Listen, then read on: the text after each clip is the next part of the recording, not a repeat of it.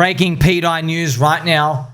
Richard Hart has voted on the poll. It is official. More information has come out, friends. I've got videos coming out just so everybody get updated. I have my pimp stick, milady. I have a hat tip out here for you. Let's read Decentralized Me's post right now. Richard Hart voted on our poll and is moving to an executive vote to peg. Oh my gosh, this is an emergency breaking news, friends, because the executive move is when you move the collateral tokens, you have the core coins, and you actually start to literally turn on the rocket boosters. It's going to go absolutely bonkers. Remember, when they're collateralized, the Oracle says it's $1, then you can proceed with the big Hyperloop phase and the farms and all the other great things. Wow. So, Mr. Decentralized Me continues. He says, looking further into Richard Hart's votes on our poll, he goes, the P maker was not directly minted as I initially thought, but instead what it did is it interacted with the executive vote function. We were able to replicate it, creating an IOU, and then we burn it and we get the maker back. This was the mint I was looking at. Oh, this is absolutely bonkers. So, this is going absolutely wild.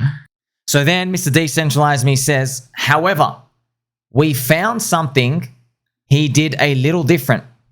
When he burned his IOU, he interacted directly with this token address, DS token. Something only whitelisted addresses can do. It is Richard who voted. The whitelisted wallet is now testing its permissions required to pass an executive vote. Richard Hart is preparing to move an executive vote to peg the pDAI. Oh my gosh, somebody get Ivan on the line. Respect the peg. He said, but wait, there's more. So friends, this wallet, and I've got a whole other video coming out for you just to go through it, but I'll just quickly spoil it for you. This wallet bought the literal floor of pDAI. Okay, it was DCA buying the floor. Okay, and it did like the biggest clips around when it was done. And sure, friends, I'm sure there are other wallets out there that you can't see as well. And this wallet created the floor. It is exactly 555,555x away to $1. So 555,000, 555, 555x. That distance to $1 is from that bottom price. It was literally created there. And also that wallet bought 88 repeating pDAI on the day of the raids of PRV and then Maker on 28th of June. So there's too many things. Like I'll go through more of it. Just come on, bro. There's too many things they're just pointing on. Okay. So yes, friends, this is actually big. So oh my gosh, let's look at the pDAI price right now because I got other explanations and stuff coming on out here, but like this is great. This is great. Now, where do we go from here? If he's preparing to move to the executive vote, yes, it does mean that PulseChain, Hex, and PulseX, right? And PulseX, which is right here, PulseX will all be added to the collateral. Okay, so they'll all be added to the collateral, the vaults. That's how Maker works, and then we can go on to that next phase. That'll be big. But remember, okay, the Oracle can say it's $1. But now what? You go, okay, the Oracle says pDAI is $1. What happens next? Well, bridges have to get continuously built, farms released. I'm sure Richard's got the next phase, you know, because if you try to look into the leaves, you might miss the big picture, friends, because you get flooded out. Because you're like, oh, like maybe someone's giving an explanation, and then you like go, oh, I found the problem with like step 6. It's not about that. It's about the larger scheme of things, of what's going on, man. Yeah, so we've got a lot. This is big, friends. This is big stuff. Of course, this is first cycle unicorn stuff. I mean, like it's like, do I have to bring out the overlay with Hex chart just to make it more obvious, man? Like it's a literal hockey stick, and it's a Richard Hart.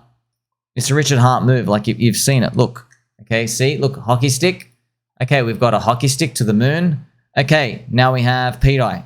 You see, hockey stick to the moon. It's the same thing, man. Launch it and then drop it. I'll even show you like there's a 3-day chart. Just look at man, just look at it. See? Hockey stick. You see? And yes, this is the zone he was buying, this little box.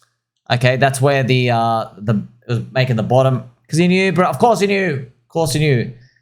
Once again, it's a game of odds. There's no 100% certainty. Yeah, it could be theoretically maybe someone else on Richard's chain who's like sucking up all the mind share of everything out here. Where are we now, friends? Well, pDAI maybe is, if you go to 2021, pDAI might be around here. Okay, like leaving the station part. That's what Hex did, and then Hex went on its nuclear run, topped out September 2021. Some people believe we're going to peg in December. Some people are going to believe it's going to happen that fast. It might just take longer, might take throughout next year, just because Richard knows people will cheat at 5 cents, at 10 cents, at 15, at 20. So like, why let them sell and cheat at $1 when you know they're going to cheat at 10 or 20 cents and let the natural speculation process happen? It's kind of like if Richard had all the profits here, why didn't he just send Hex to 55 cents in a day? Right? Because he knew, okay, I know you people want to sell Hex at 5 cents, 6, 7, 9, 10, 15. You know, I'm not going to send it at 55 cents in a day. Well, it could be the same thing happening right now. Here we have the pDAI. Man, it's absolutely wild to see. Let me know what you think. I mean, there's so many things stacking in the favor. I've got more videos coming. This is wild. So all these interactions, executive vote, like we're actually making progress here. It's like Richard knows, hey, it's the bull market. We've got to make the most of it. And remember, pDAI is not the end of the game. It just starts the game. So pDAI, the theory, right? So if pDAI gets to $1 and there's collateral and everything is like working, then people mint their pDAI and they just go spend and they blow everything in the farms and the yield, and PulseX has a big season, and you bring PulseChain activity and adoption in and people coming in, and then basically as you get the Hyperloop going, you reprice the core coins like PulseChain, PulseX, Hex, and Ink. Remember, Ink is very, very important because that's the yield. So as these things price up, yes, the value in all the vault is higher. Ink's price is higher as well. And the yield doesn't say like 30%, it says like 90%. So like it attracts even more money. It's a positive reinforcing Hyperloop. I mean, that's wonderful to see. Whee! So we have Eric Wall's bet here. And this vertical line is when Eric Wall's bet is pretty much going to end. I think it's around May next year. He believes that PulseChain won't reach above 10x day one sack. Crowd's consensus is 35x. Pulse is 100x. Where do I think it's happening? Well, look, it's scary for me to say this. It is scary, but like if pDAI is pegging, we believe in pDAI, okay, peg. If it's going to get there and then that starts the next phase, maybe this next phase does something like that. Whoop. Or we just have a big mania, okay? If we don't get the pDAI peg, we might be looking at somewhere here, okay? Anywhere from like, you know, from 5x to 15x day one sack. If we do get the peg, we might be looking around here, 35x to 100x, okay? Just my guessing, I don't know. Don't know, man. Just guessing, yeah? So as explained here for you, and in a clearer way, it starts the game. It starts the season. Because now you've Richard Hart's done kind of like a market cap trick. Everything backs each other. You have all the PUSD and pDAI and PUSDT and this stuff, like they're all pretty much pegged to $1, and then pDAI starting to ratchet things up. You have Ink flushing up, which is just incentivizing more people to come in and move in their eDAI and pDAI, bond it together. Now you've got that USD bridge, which is thicker and thicker. It's been incentivized over time, which allows even more minting and stuff. So yes, that's how you do the Hyperloop, friends, the Hyperloop. Even Ivan shared on his video. He's like, yeah, the Hyperloop is very common in crypto in terms of like, not like everyone can do it, but yeah, we see it happen time and time again. It's positive reinforcing loops. Yeah, but you also might be wondering, hey, what happens when it all unwinds? Like I said, man, look, it sucks for people buying the top. However, I guess in Richard's eyes, it ain't that bad because these people give you mind share for the next cycle. All right. So if there are people who are going to buy PulseChain at 55x above day one sack and get trapped in the next bear market, they are then the holders and have to be the believers who get tested in the cycle after that. So the higher number goes, the better. People pretty much, because worst case, people have to shield for an exit as long as the community is around, you know. So it keeps. It's a different way to think about stuff. A lot of people might think, oh, let's go up like 2% every year. Let's be slow and methodical. But, you know, this is the game of crypto, friends. Let me know what you think. Are you doubtful? I mean, it's okay to be doubtful. That's okay. Like the price is like 2.5 cents or whatever. It ain't $1 yet for a reason. There's not full information. But yeah, I mean, like reading that decentralized me, all these information. Yeah, there might be a few tweaks and things. And maybe the date is wrong and stuff. He's had 1.5 years to deny it. Still hasn't denied it.